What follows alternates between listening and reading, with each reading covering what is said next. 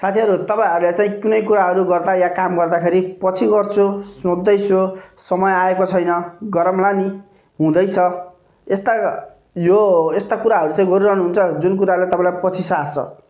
यो कुरा गर्दै हुनुहुन्छ भने तपाई चाहिँ प्रोक्रास्टिनेसनको चाहिँ शिकारमा हुनुहुन्छ। यो भनेको के हो त हैन? प्रोक्रास्टिनेसन भनेको के हो त? यस्तो केको शिकार हो त?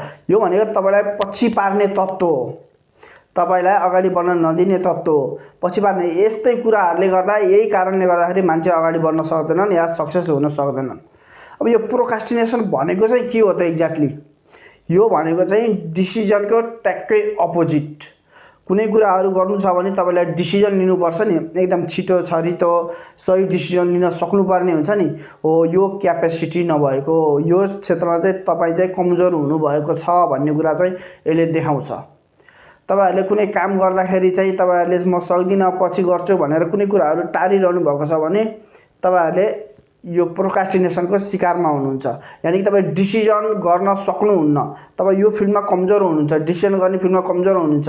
यसको लागि चाहिँ हिलले हैन नेपोलियन हिलले चाहिँ के भनेका छन् भने तपाईहरु एउटा ग्रुपमा बसेर ग्रुपमा छलफल गर्नुपर्छ, ग्रुपमा कुरा गर्नुपर्छ, आइडियाहरु क्लियर गर्नुपर्छ र तपाईको दिमागमा आएको आइडिया, तपाईसँग आएको आइडिया चाहिँ जति सक्दो छिटो त्यसलाई एक्जिक्युट गर्ने, अगाडि बढाउने या डिसिजनमा लिने भन्ने चाहिँ उनले भनेका छन् हैन। यसलाई चाहिँ कुनै यो गल्ती हैन, कुनै नराम्रो कुरा पनि हैन यो हैन, तपाईको यो गल्ती गर्नुभएको या तपाईको कमजोरी हैन भन्ने हुन्छ नि, मैले यो सक्दिन मेरो दिमागले भेट्दैन भन्ने हुन्छन्। यो त्यस्तो केही पनि हैन। यो प्रोक्रास्टिनेसन भनेको चाहिँ तपाईले डिसिजन लिनुको टक्कै अपोजिट, डिसिजन लिन नसक्नु हो। यसले तपाईलाई अगाडि बढ्न चाहिँ रोक्छ भन्ने कुरा चाहिँ यसमा चाहिँ गरेका छन् है त। Thank you.